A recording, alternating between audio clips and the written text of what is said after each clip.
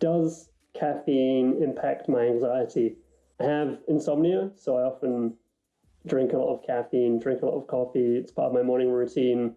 But I have started to wonder how it might be impacting, I guess, the rest of my health, but especially my anxiety. After drinking coffee, I often feel maybe like more on edge and I question myself a bit more.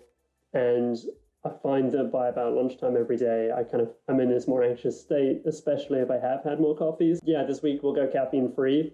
I'll track it in Bearable. I'll give you updates here as well. And then, yeah, maybe by this time next week, I'll have a better idea about whether coffee is having a positive or a negative impact on my anxiety and what else it does for my health as well. Day 2 of going caffeine free. It's a bit early to say what impact anything's really having.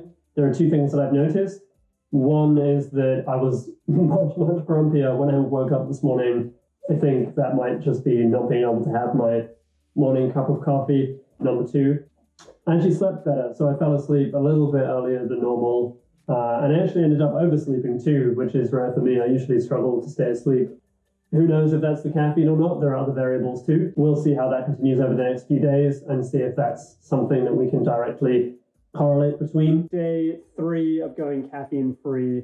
I realized I hadn't told you the symptoms that I'm tracking. So when you download Bearable, there's like a generic anxiety symptom that you can track. And for me, that wasn't specific enough. I wanted to track the specific symptoms of the different types of anxiety I have. And whilst I have generalized anxiety disorder and social anxiety, I've kind of like grouped those symptoms into a single anxiety category for ease. But what you'll see is that they're kind of like 2 main types of symptoms. One that are kind of like more visible, which is things like nervous energy, talking too quickly, things like that. There are also this like second group of symptoms, which are kind of the more hidden symptoms, catastrophic thoughts, questioning the value of my contribution at work, doubting the value of my input into conversations. So when we start looking through results, that's what you'll see. We'll be able to dive into the individual symptoms and see how stopping drinking caffeine is having an impact. We can look at how they were performing before when I was drinking caffeine, how they're performing now that I'm not, and see if rather than just like my anxiety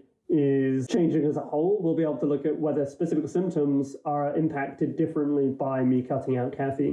Day 4 of being caffeine free. Today we're going to look at how my symptom scores have been impacted by not drinking caffeine. The 3 symptoms that I want to look at: questioning past conversations, doubting the value of my contribution at work, and questioning my own thoughts, which we can kind of refer to as self-doubt. So let's run through those quickly now. Questioning my own thoughts, self-doubt, seems to be improving a little bit. Today seems to be a bit higher again, but overall it looks like it's having a net positive. Doubting the value of my contribution at work, that seems really variable. There have been days where it's good, there are days where it's bad. So I think, again, we need to collect more data for this to really understand over time, does it have a net positive or is it just not having any impact at all? And number 3, questioning past conversations.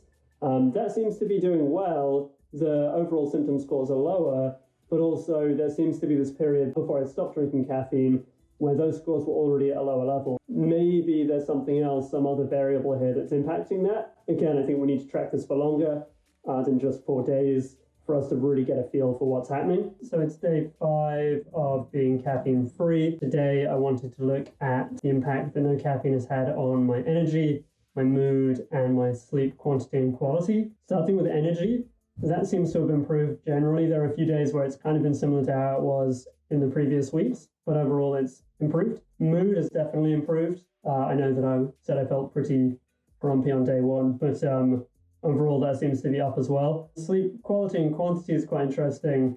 I knew going into this I had like a period of quite bad sleep quality for about 2 weeks. So the quality is definitely improved.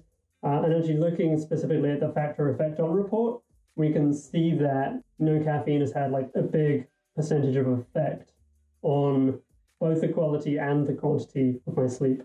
So yeah, overall it looks as though no caffeine is having a positive impact on mood, sleep, energy, and seemingly a positive impact on some of the symptoms of my anxiety too. To some degree, these factors all play into each other. So, if sleep is better, then mood probably will be better, and so will energy. We'll be diving into that more over the next couple of days as well. Thanks for checking in, and yeah, I'll be back tomorrow.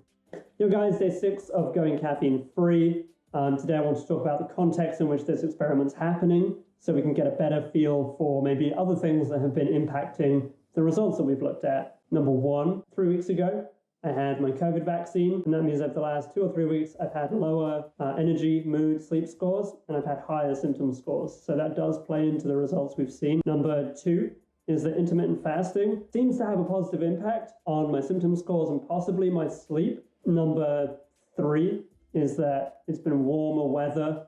That certainly seems to have a positive impact on my symptoms on some days, possibly my sleep too. So again, that's something alongside the caffeine and alongside the intermittent fasting that could be having a positive impact. The fourth and final thing today was that I wanted to look at the fact that I've been taking a new supplement, a vegan multivitamin, for the last 3 weeks. There's potentially some correlation there between some of my symptoms. I think what it really says is that I need to run this test for longer to understand what impact those variables have when they're in play, when they're not in play.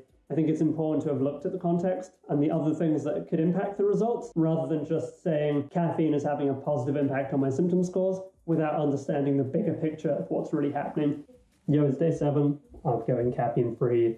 There are 5 things that I think I've learned this week. Number 1 is that no caffeine has had a really positive impact on my mood as well as my feelings. Number 2 is that no caffeine has had a positive impact on not just the symptom scores for my anxiety, but for the symptom scores for everything that I've been tracking. Number 3 is that no caffeine actually hasn't improved the quality of my sleep. But number 4, it has improved the quantity of my sleep. So I'm sleeping more, not necessarily better.